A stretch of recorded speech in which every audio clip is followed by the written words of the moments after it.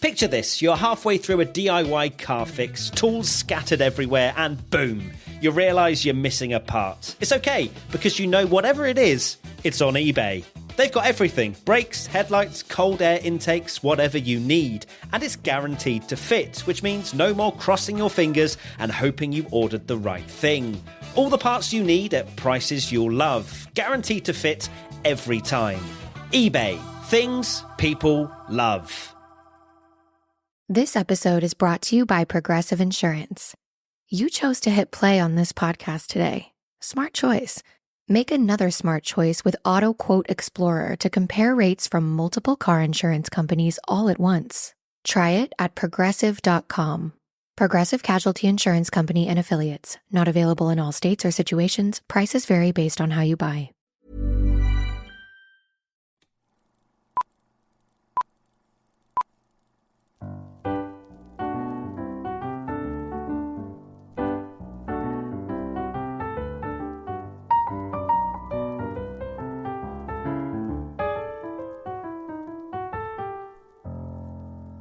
Hello and welcome to Just Films and That, a podcast where we discuss films we think may be underrated, underappreciated, or we just want to talk about them. I'm Josh Hallam, and I'm joined by my co-host, Alice Oliver. Alice, how are you? I'm pretty good, thank you, Josh. How are you doing? I'm very well. It's Christmas. It's our Christmas episode, so we'll get into the film in a little bit. So, your first Christmas on the pod. Are you a Christmassy person? Do you like Christmas? You know what? When I was younger, I definitely was. I think I was very lucky to, be given quite magical and sort of just lovely Christmases with my family. My parents were really good at it. My mum would always go all out with the decorations. And we lived in rural North Wales as well. So it would actually snow. Like it would actually snow over Christmas and we'd have a white Christmas. So that was lovely. But as I've got older, unfortunately, the world has turned me cynical. And now I just kind of see it as, just as excess, and it's just too much, and there's so much plastic going to waste, and people buy each other disposable presents, and joke presents and stuff, and that I've just become a bit cynical in my old age. But I did hear Shakin' Stevens on the radio the other day, and that did put me in the mood a little bit. Are you Christmassy, Josh?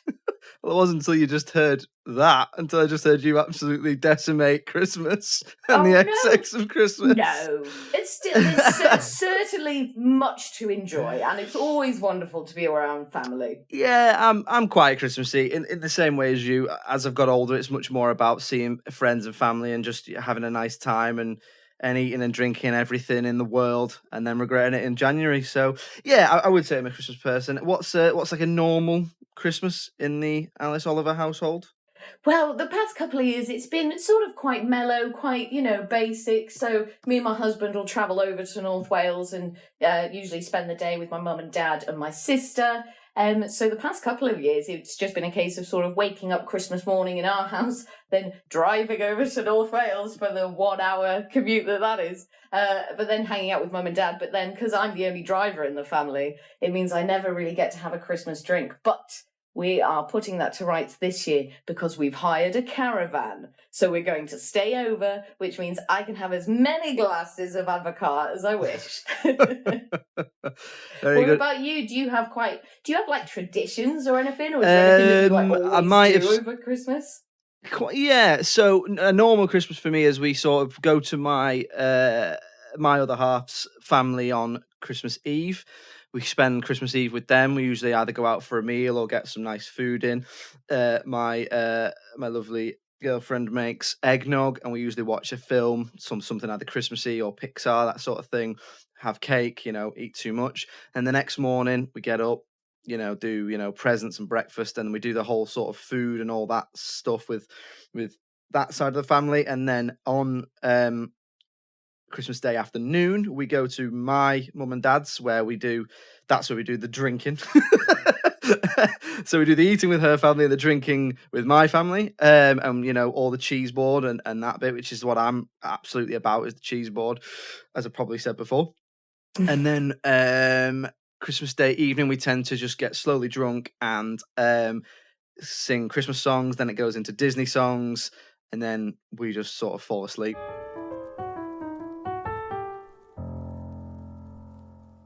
But we always start with a random question. But let's move on to let's do a Christmas question, a Christmas random question. So I was thinking, what can I do? So I was thinking, if you could pick a injury sustained by one of the villains in Home Alone, which injury would you pick? That is a fantastic question. Now, naturally, none of them, as by their very nature, injuries unpleasant. But let me have a think. Which one's the? So I do love the old Hat of Fire, where his hat goes on fire and the fire's up, and he has to go headfirst into the toilet. That's enjoyable. I mean, Marv has some just terrific scenes, doesn't he? We've got him sliding around the paint. We've got bookshelves falling on him. People standing on nails. Oh, Josh, I don't know. So many to pick from. So that's what I'd probably go. I'd probably go for nail through the foot. Oh yeah, love a because nail through the foot. As much as that scene absolutely goes through me every time I've watched it, it really does. Where he stands on a nail, it's probably the one I feel like you'd heal the quickest from, because it's just like a small puncture wound. Because I thought like iron in the face maybe, but no, you don't want to get in the face with anything. Handling the door handle that's been warmed up with the electric fire thing. It's on your hands. You need your hands. Do you know what I mean? I mean, you need your feet, but your hands are probably more important, like in my opinion. So yeah, nail through the foot. I'm gonna go nail through the foot. And that has made me recall the one where they climb in through the window and stand on the damaged baubles. I think I'll pick that one because it's got a really festive feel to it. So we've both gone foot related. Yeah, listen, our feet are sturdy. They got nice thick skin on them. They can take anything. Plus, you spend most of Christmas sat in your arse, so it's plenty of time to put your feet up and let them heal. Exactly.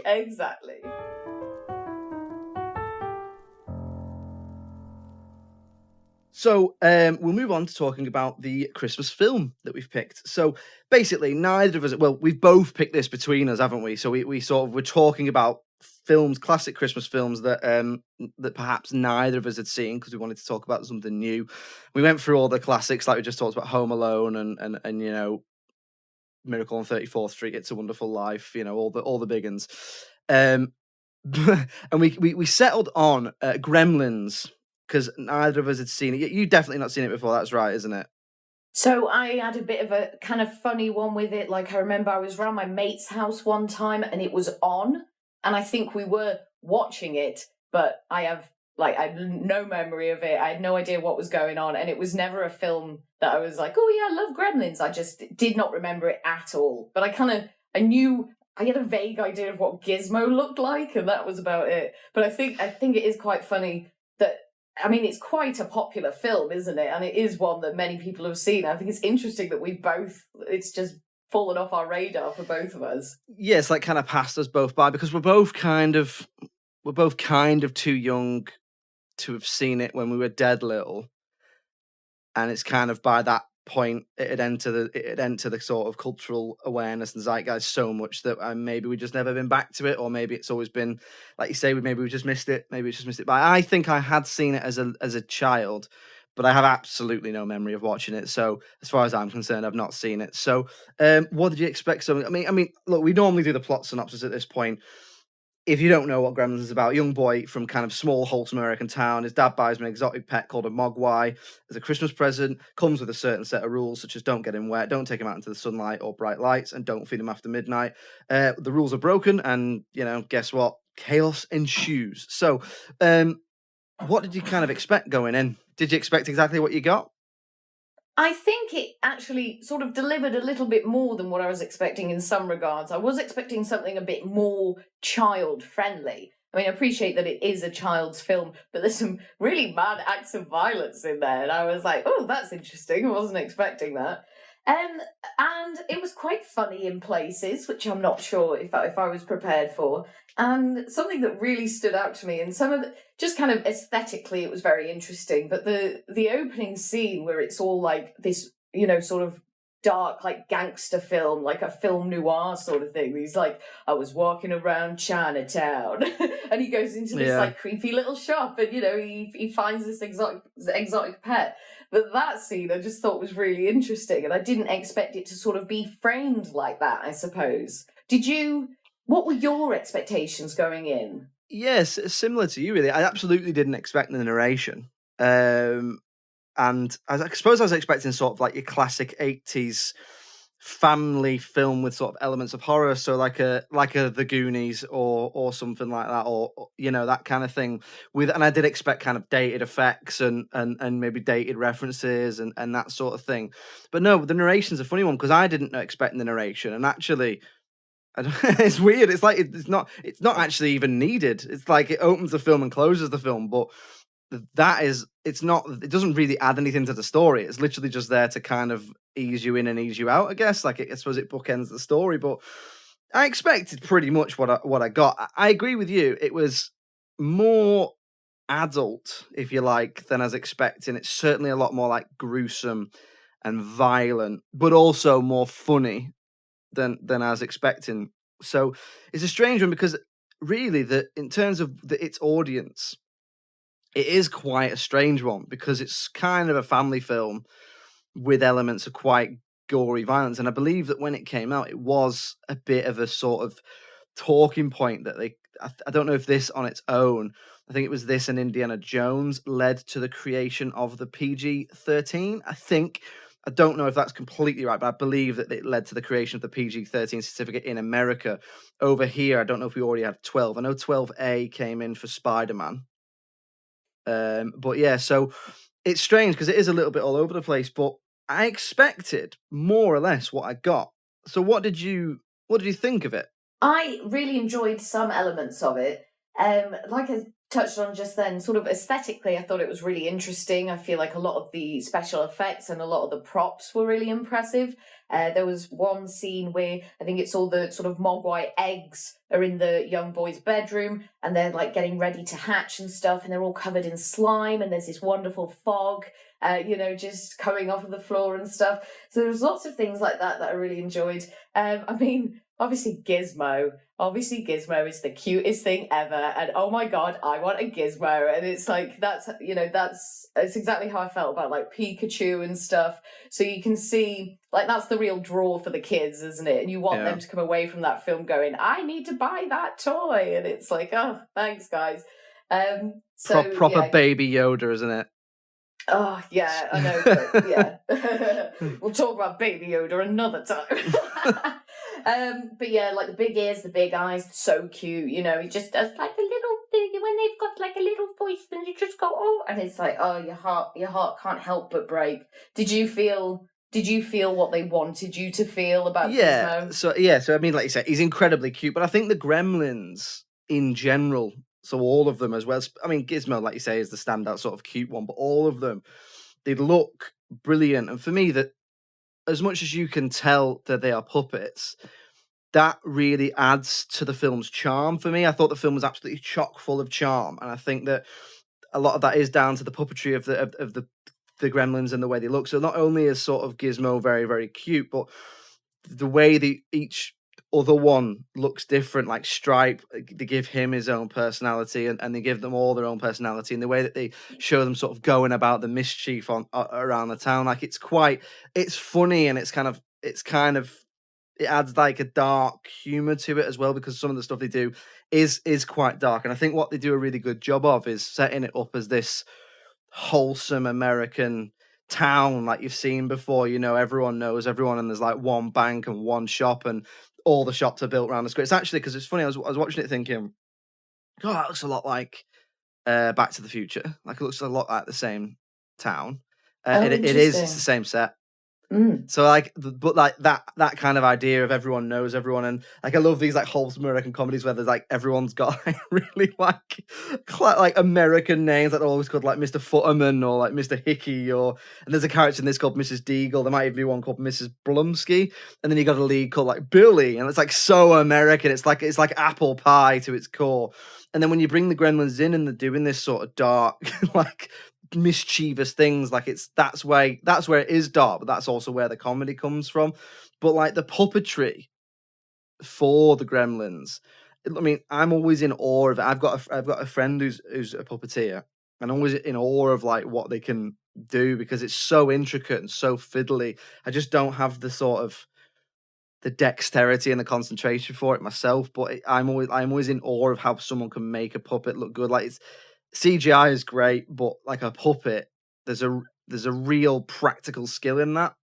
Oh, certainly. I'm a big fan of the puppet use as well, and it just ages better, I think, as well. Like, if you were looking back at a film of that time, or if they had used CGI or tried to, generate it with a computer in the 80s, it would just, it just loses, like, it dates so quickly, doesn't it? Like, we're making such leaps and bounds, like, even year on year. But with a puppet, and if you get it right, like you say, like if the design is there and it's all about the intricate little details and making each one unique so it doesn't just feel like a blur of the same thing coming at you, especially because there's so many of them by the end as well. But no, yeah, really enjoyed the puppets. And just quickly touching on something that you said before about like that wholesome American town. It's like towards the end, or, when the Gremlins are, wreaking havoc on the town, like really just doing some crazy chaotic things. The police are like, oh my God, but it's Christmas, like this. And like, they just can't believe that what's happening is happening in their town. And how dare they have the audacity to do it over Christmas, our holiday. Yeah, you're right, absolutely. And like you say, back to the effects, that the kind of low grade nature of the effects, like something like Indiana Jones or Ghostbusters, all these sort of your classic 80s films, as much as you can tell that they have aged, I think that with something like this, it really adds to the charm. So, when Stripe melts at the end, like it looks, like you say, it looks a bit ropey, but I think that low grade nature of it, that practical nature, like adds to the charm much more than, say, like bad CGI. As much as it has aged, it's not aged anywhere near as badly as something with bad CGI in it. So that's something I really like. I don't know, it gives it a sort of a certain something, a classic feel to it, like something like Labyrinth or anything with the Muppets Christmas Carol. People love puppets.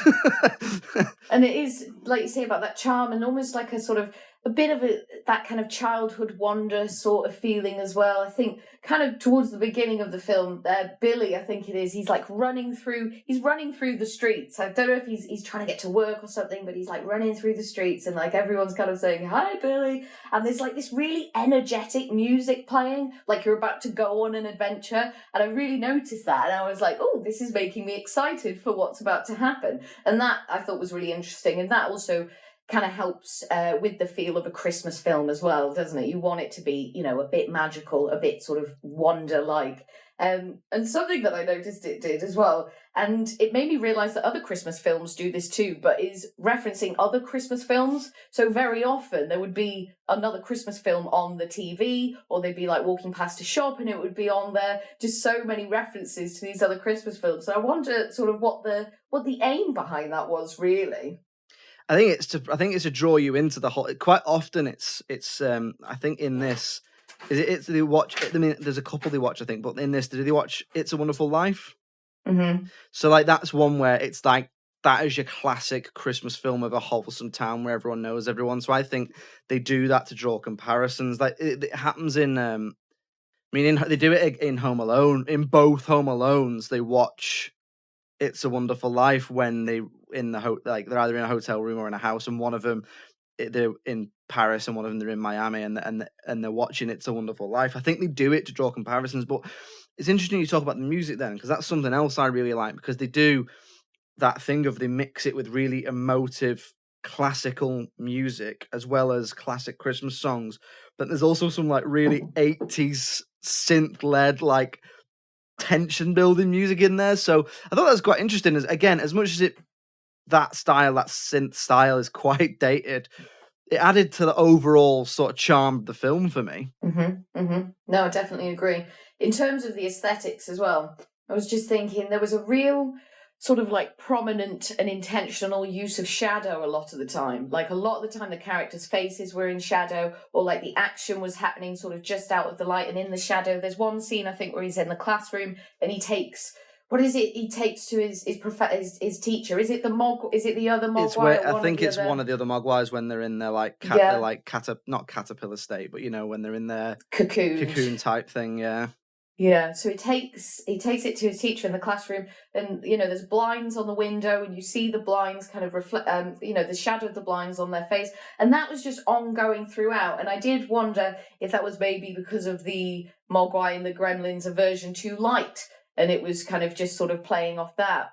But it certainly, I mean, it was always intentional, definitely. Something I really liked about it, it's quite, relatively speaking, compared to films these days, it's quite low stakes.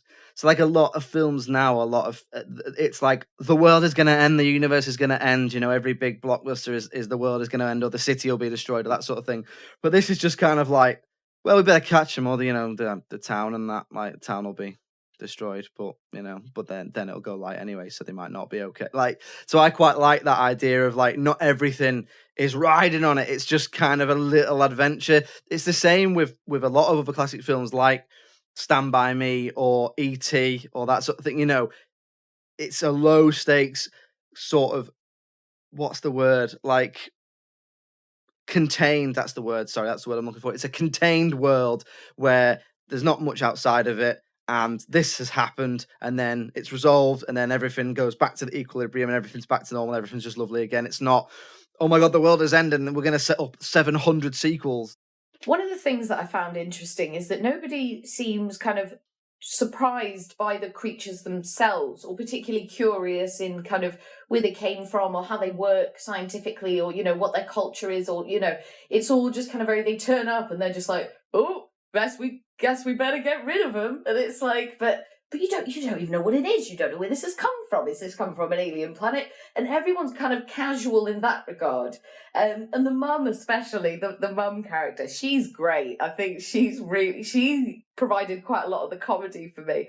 Like when she hears the noise upstairs, because he's got all those things in his bedroom, which is just crazy, right? So all these eggs, all these cocoon things, and the mum hears the noise. She grabs a freaking kitchen knife, and she looks like something out of Psycho, like ready to go up the stairs and stab these things to death. And then obviously you get this fantastic kind of violent sort of montage of her kind of killing them all, and one of them goes in a microwave, and she does that. Like, really quite brutal, eh? But they are little horrors, aren't they? They are just, it's like they do just embody chaos, and there's no taming them, and there doesn't seem to be any rhyme or reason to what they're doing. And they're just, but then they're getting like drunk in the bar and stuff, and like eating loads of nuts and that, like really, really embracing the human culture, I think. I assume that they're aliens. Is that well, yeah, I was going to ask you that. It's funny. It's it's quite indicative of the style of filmmaking at the time, which is like a lot of it was just fantastical, and it just is what it is, and you don't need to ask questions. Whereas now, if they made this now, it would be absolutely hammered with exposition about what they are. And it's quite funny you say that. Like, I always assumed they were like aliens, but are they aliens, or are they animals from a sort of distant part of the world that hasn't quite been discovered yet? Like, what are they? Like it's funny you say that. Like, and I do feel like, if this was made now, you'd know what they are, but it almost doesn't matter what they are, because they're just gremlins. Well, mogwai, they're mogwai, but they are called gremlins. But I think that's quite interesting. And like you say, they are funny, and they do funny things. Like, they do get drunk in a bar, and they do seem to be able to talk, but not fully talk. So, like, that's why it's like, are they more alien than animals? Because not really any animals can talk, apart from, parrots, but they're clearly not birds. It's a strange thing. I would probably go with you and say alien. That was where my brain went initially, and they're very technically skilled as well. They know how to turn off the traffic lights. They know, what a box is and what the wires are, and they know, how to cut. Don't they cut the phone lines? Yeah. They're more technically proficient than either of us. I couldn't cut my own phone line. I'd have no idea where to start. I wouldn't even know where to go. I'm absolutely buggered if our water goes, because I don't even know where my stopcock is. Yeah, exactly. But they seem to be kind of just really on the ball with all those sort of things. So that was really interesting. And just kind of wonder is that something that they've learned very quickly, or just preconceived knowledge that they had, or does it just not matter at all? Which is probably the answer. It's probably that, isn't it? It is. It doesn't matter what they are. They learn quickly, and they are what they are for the purposes of a plot. But it works. I didn't come away feeling unsatisfied that I didn't know what they were. I just thought it's quite funny that the way we're thinking now is much more about, like, it's much more questionable. It's much more like, well, what are they? Back in the day, it was like, well, they're just there. That's what they are. Yeah, but now they would be like some awful effect of climate change or something. Yeah. So just something that I was looking to touch on as well. So the young girl who is sort of Billy's love interest, that character.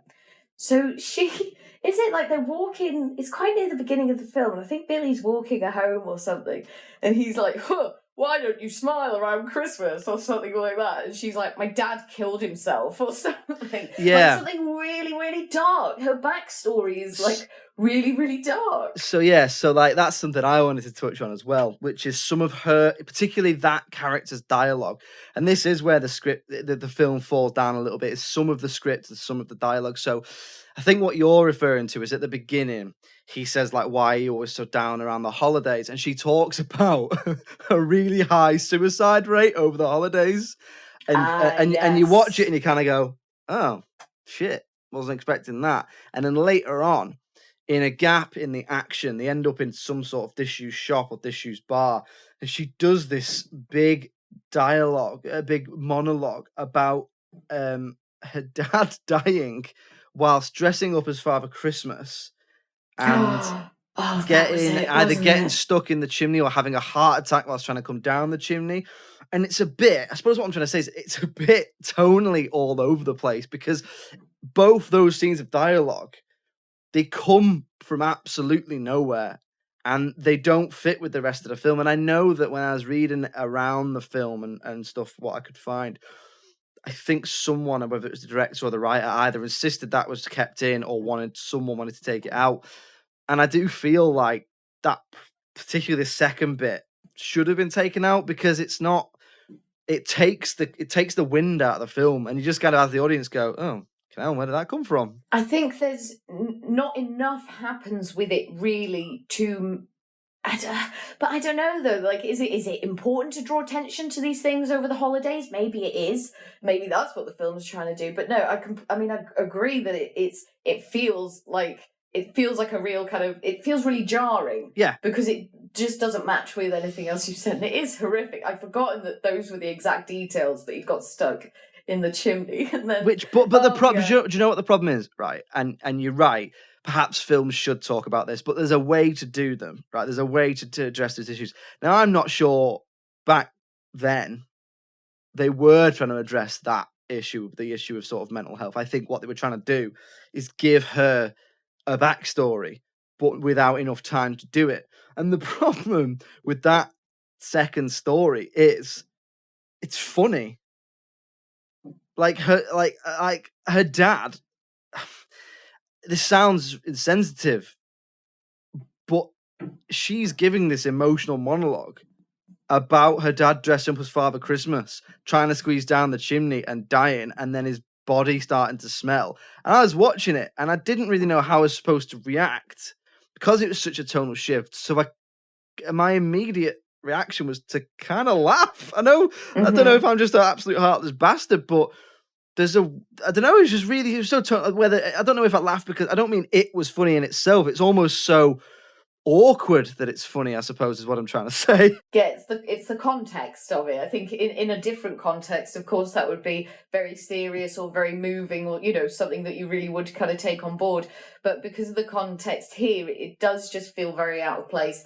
And it doesn't, like, what is it meant to be doing? Is it enhancing her character? Is it, like you say, is it just trying to give her this, a reason to hate Christmas? And of course, that is a very valid reason to hate Christmas. But yeah, very strange in a PG. And I would agree with you that it was difficult to understand how to kind of absorb that bit of information.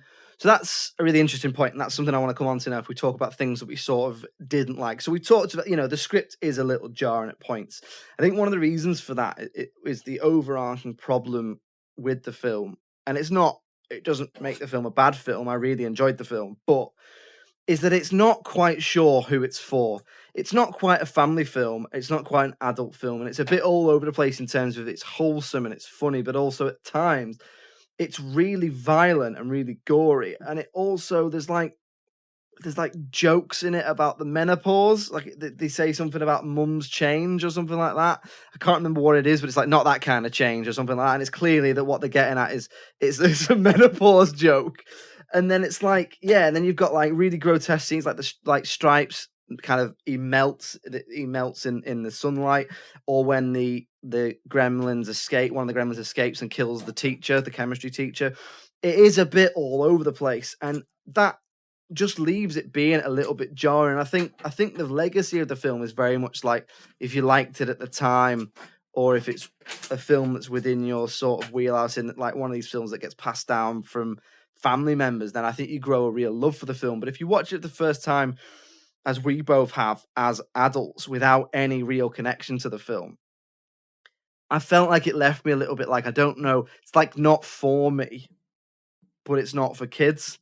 So it was a bit all over the place tonally, I suppose. What did you think? Yeah, no, I do agree. And I'm not, other than our Christmas film, I'm not sure kind of really what genre you'd put it in, because it could be horror, it could be a kids film, but then the violence really, and some of the topics that are covered does feel like it's maybe not so much geared towards kids, but because of how Gizmo is, and it's obviously a child-led cast, the kids are the main characters. But I don't know, maybe kids in the 80s were just a little bit darker than we are. Maybe we're not punk enough, Josh. Just a bit harder. Kids are just a bit harder. Yeah, maybe. One thing I did notice, there was a few odd cuts and continuity errors, like just the odd thing where you'd have, two characters would maybe be stood next to each other in one shot, and then it cuts, and then their position was all wrong. So there was a few just kind of mistakes like that I noticed. Not enough to put me off the film at all, but then that made me wonder if it was rushed in any way, which is usually the case. And then I'm, would be curious to know then what rushed it, who was trying to kind of force this through before it was ready.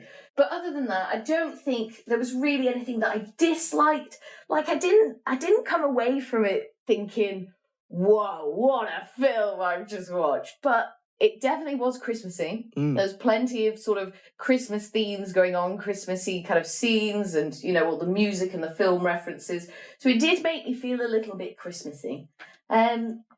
But apart from that, I don't think there was anything that I particularly didn't like, but it didn't blow me away. But I suppose it, like with most kids' films, they're not going to blow you away. It's just about whether you fell in love with that when you were at a very impressionable age, and that seems to be, a lot of what it is. That's it, isn't it? It's like if you watch this at the right time, you'd absolutely love it. Like the way that, like, I suppose people of our generation might absolutely love something like Hocus Pocus or Jumanji. Like since the new Jumanji film, the first of the new ones with The Rock and Karen Gillan and stuff came out, the first one, is it Welcome to the Jungle?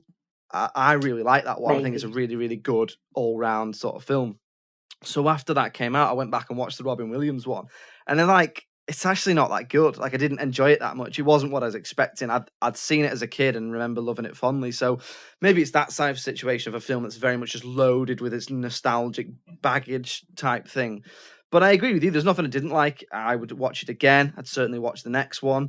It didn't blow me away. It was a bit tonally all over the place, but it was absolutely chock full of charm. The woman was a good villain, wasn't she? Mrs. Deagle. She was good. She's a funny one because she's another one that is an example of the script being a bit weird. So she's a great villain. The actress is really, really good. She gives a really good villainous performance. But there's 2 points I want to make about that character. Number one, she wants to get a dog put down because it smashed a bit of a snowman, which is top-notch villain behavior, but also a little strong, which is an example of where the script is a bit all over the place. Number two, and I checked this, and I checked this again, and I checked it again, and if anyone can show me that I'm wrong, but that actress is 47 years old at the time of this film. Okay. And they make her seem like a woman in her 70s who needs a stair lift to get down the stairs. And honestly, I must have sat there it was like my main bit of research was going, she can't be 47. Oh, wow. But she is. It's like that, but that's mad. I mean, maybe that's just a testament to what a great performance she gives sort of physically and vocally. Yeah, maybe. I did think she was great. She was, like, we've talked about it before, but, these mustache twirling, just, there's no mistaking who the villain is sort of thing. And, she wants to put the dog down, and then that's just funny because it's the exact opposite of the save the cat moment. Because as soon as anybody said that they want to bring harm to animals, especially for such a, silly reason as well, it's just so you instantly know you need to hate this character. You do.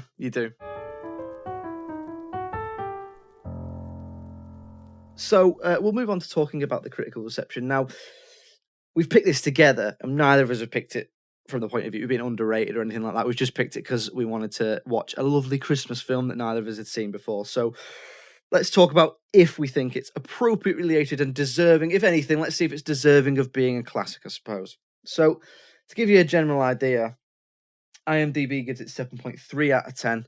Rotten Tomatoes audience give it 78%, and the critics on Rotten Tomatoes give it 85%. So pretty high scores. Do we think that's fair? Yeah. So that IMDb score is probably where my head was at. I was thinking kind of 7, low 7. That critics' choice, the critics' score is pretty high, that, isn't it? Into the 80s. Yeah, there. Yeah, that's higher than some of that might be higher than like some of the other ones we've done that we've picked as classics. But yeah, I mean, it is definitely. We both knew going into it was a classic. Is it deserving of being a Christmas classic? I think so, because it's always fun to have a Christmas film that's doing something a little bit different. And for all the Christmas films out there that, just do kind of follow the same old tropes, and I'm not saying that's bad, but it is refreshing to get something that's just like grotesque at the same time. So I kind of enjoyed that, and it sort of made the whole thing a bit funny in itself. Yeah. And I do understand, I think I understand the hype around it. Yeah, I agree. So I'm the same as you. I think it's nice to have a Christmas film that has a certain look. It creates a nice little self-contained world where you know the rules. I mean, the whole film is literally built on you knowing the rules. It looks brilliant. The puppetry and the way it looks and the effects, even though it's clear that it has aged, that hasn't affected my enjoyment of the film. It had chock full of loads of charm. Definitely worth its place as a classic Christmas film for me. Yeah, and I think if somebody asked me, would I recommend it? I would say yeah. I think definitely worth a watch at least once, for sure. Well, there we go. Another Christmas episode for you. We will be back next week with just a normal episode, so we'll look forward to seeing you then. In the meantime, if you do want to get in touch with us, the email address is filmsandthatpod@gmail.com, and we're on all the social medias if you just look for just Films and That Pod. I think all that remains to say is thank you very much for listening to us this year. Thank you very much for sticking with us. We know it's been a bit of a mad year for everybody, and we hope that listening to us has brought you any kind of entertainment or joy or anything like that. And I think all that's left to do is wish you all a very Merry Christmas and a Happy New Year, and let's hope that next year's a better one. And we will see you next week. Alice Oliver, thanks very much for joining me as ever. Thank you so much, Josh. Pleasure as always. And it's cheerio from me. Bye.